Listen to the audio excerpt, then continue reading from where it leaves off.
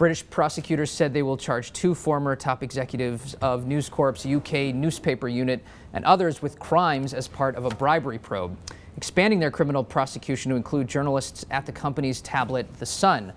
We now are joined by London Bureau Chief Bruce Orwell. Bruce, good morning. Hey.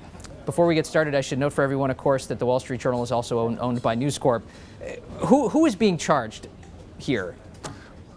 Well, this is, of course, an extension of the long-running police investigation into alleged illegal reporting tactics at the company's UK tabloids. So last year you had the two most notable people are Rebecca Brooks and Andy Coulson, who were both top editors and executives in the UK newspaper division. They earlier were charged with in the phone hacking side of the case. Now they're being charged in another aspect of the investigation that involves the bribery of public officials. And there are a couple of other individuals who are also charged, including one continuing News Corp employee here, one former reporter, and also a Ministry of Defense official who is alleged to have accepted £100,000 in bribes from the Sun newspaper. So, and we don't have any sense yet of what story the Sun editors were effectively paying for in this bribery case? We don't yet. The woman who's involved in this is it's the first time she's surfaced publicly in this, as opposed to most of the other players who have been arrested or their names have been out there before. It's all we know is that supposedly over a period of time, about £100,000 were paid that resulted in what prosecutors only describe as a series of stories in the Sun.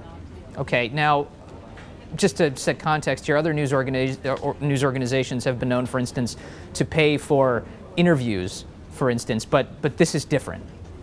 Yeah, well, of course, in the UK particularly, there's a rich tradition of paying, someone who was the lover of a football star or something to tell their story in what they call a kiss and tell story in the UK tabloids.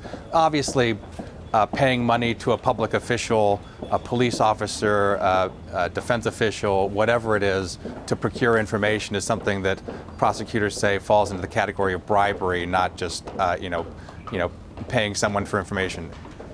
What does this mean for News Corp? Well, it means a couple of things. First of all, this is the first time that criminal charges for activity involving the Sun have been filed by prosecutors. Unlike News of the World, the other big paper that was involved in all of this last year, which News Corp closed, the Sun is still open. They are a big newspaper, and they are a big part of the company's plans going forward. So that's problematic as well.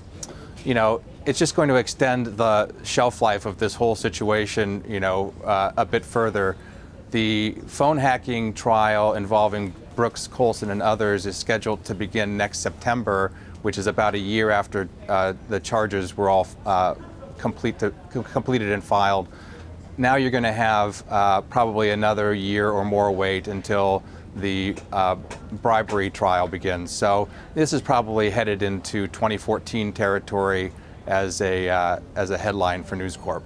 Okay, now you mentioned briefly at the end here, you mentioned, of course, the phone hacking charges led to the closure of News of the World.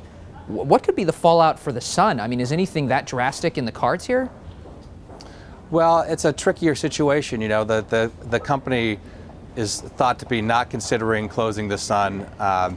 It is a bit of a difficult situation given the way that they so quickly responded with News of the World. But the Sun is a very, it's a profitable newspaper. Its profits have helped support the Times of London, one of the other big papers over here for the company. So it is a tricky situation for News Corp to gather, but I don't think anybody believes that they are going to take such drastic action in this case as they did with News of the World. Okay. Bruce Orwell from London, thanks so much for joining us this morning.